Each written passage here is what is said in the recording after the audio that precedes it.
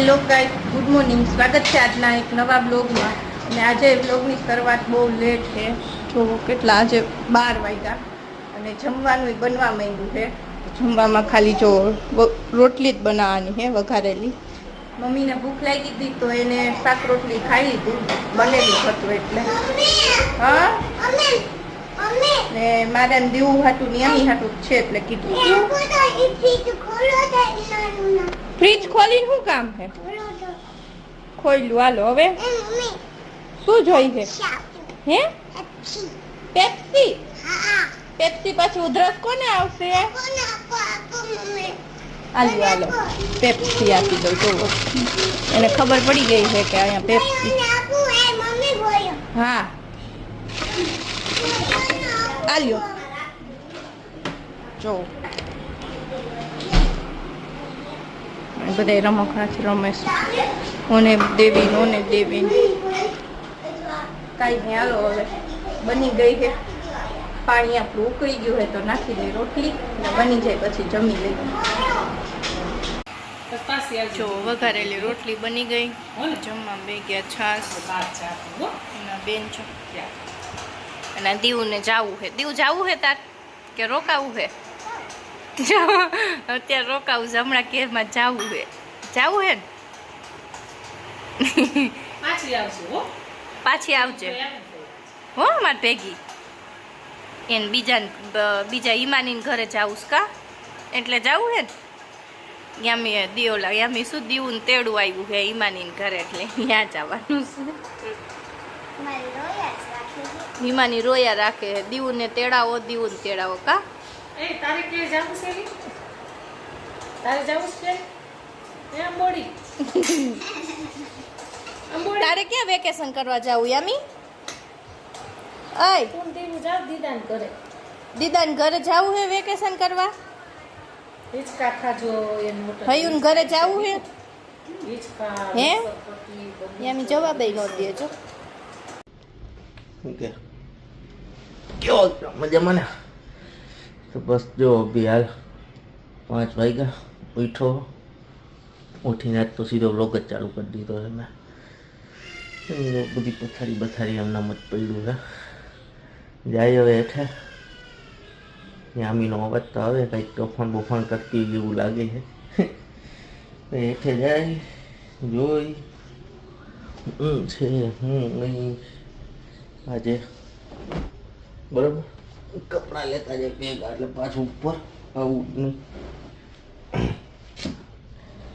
પાછું ઉપર તો આવવું જ જોઈએ નહીં.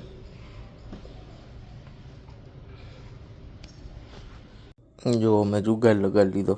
બધું એક જ હાથમાં લઈ લીધું. ગાડીની ચાવી, બર્ડ્સ, ચાર્જર, કપડાં. હવે કરી દઈ લાઇટ બંધ.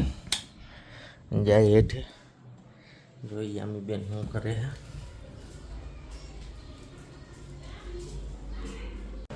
ચંપાબેનની ગાડી તો અહીંયા જ પડી છે. આવી રહી ચંપા. અરે આ હું ચાલુ કર્યું? હા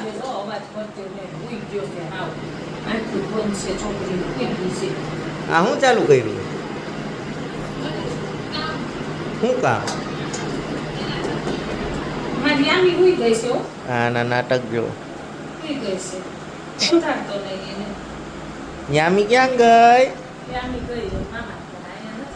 લે એને હાટું તો દાદા લે લે આવી રહી.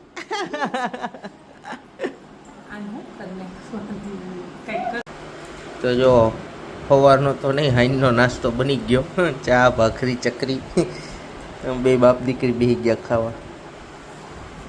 જો જો જો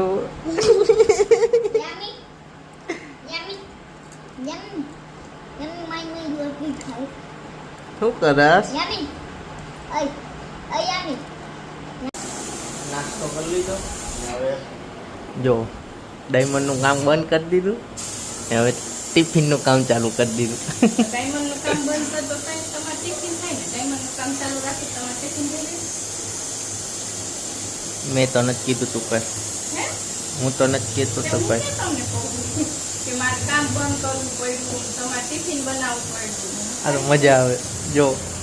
પથારા પડ્યા એમાં અહીંયા થઈ ગયેલા પડ્યા છે ઈ જોયો આપણે તો અહીંથી જ પથારા જ લાગે ને અને ટિફિનમાં શું છે આજે અમારી ફેવરેટ વસ્તુ છે ટિફિનમાં ગ્રેવી વાળું ભાત છે ગ્રેવી છોલે એમ કહ્યું ગયા વીકમાં ખાધા. હા ચાલો કાંઈ નહીં હવે ટિફિન બનાવવા જોઈએ ને મારે હજી નાવાનું બાકી નાહી લઉં જો છોલે ભાત ને કેરીનો રસ તો જમવા બેસી ગયા અને આજે ઈ આમી છોલેના શાકને દાડમ કે દાડમનું શાક ખાસ હે એ યામી ચાય કરી જવાબ ન દેવું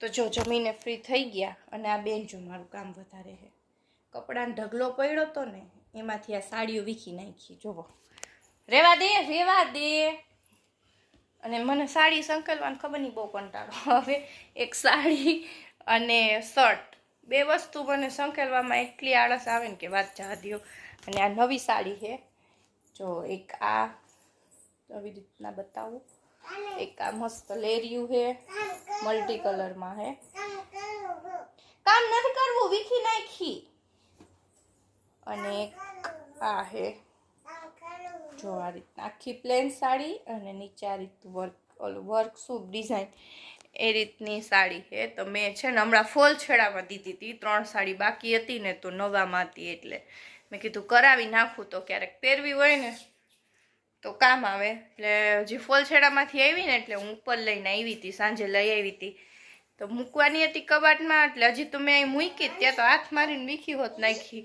અને મને સાડીને શર્ટ હંકેલવામાં બહુ કંટાળો આવે એટલે હવે પાછી હંકેલવી જ જોઈએ પાછી આવી વીખી જ નાખી છે તો કાંઈ નહીં હાલો હવે આજના બ્લોગનો એન્ડ અહીંયા જ કરી નાખી અને આજે દીવબેન વયા ગયા એને જાવું તું હિમાનીના ઘરે એટલે એને ખબર પડી કે મારે હિમાનીના ઘરે જવાનું છે તો પછી બેનનું મોઢું પડી ગયું હતું એને જાવું તું ઘરે એટલે એ વહી ગઈ ત્યાં અત્યારે હિમાનીનો ને એનો ફોન આવ્યો જે મારો ભાઈની છોકરી છે ને એને એના ઘરે જવું હતું તો એ કે હા તો હવે કાલે એ અહીંયા વેકેશન કરવા આવે છે એટલે હવે કાલ સવારે હમણાં જ હજી જસ્ટ ફોન આવ્યો જ કે હું કાલે આવું એમ એટલે હવે કાંઈ નહીં હવે એ આવે વેકેશન કરી જાય હમણાં અમારે વેકેશન વાળી છે એ જાહે ત્યાં હજી ત્રીજા નેક્સ્ટ મહેમાને આવવાના જ છે તો કાંઈ નહીં હાલો હવે આજના બ્લોગનો એન્ડ અહીંયા જ કરી નાખી આઈ હોપ કે તમને આજનો અમારો બ્લોગ ગમ્યો હશે ગમ્યો હોય તો લાઈક કરી દેજો શેર કરી દેજો અને હા સબસ્ક્રાઈબ કરવાનું ન ભૂલતા મળીએ એક કાલના નવા બ્લોગ સાથે ત્યાં સુધી બધાને બાય બાય.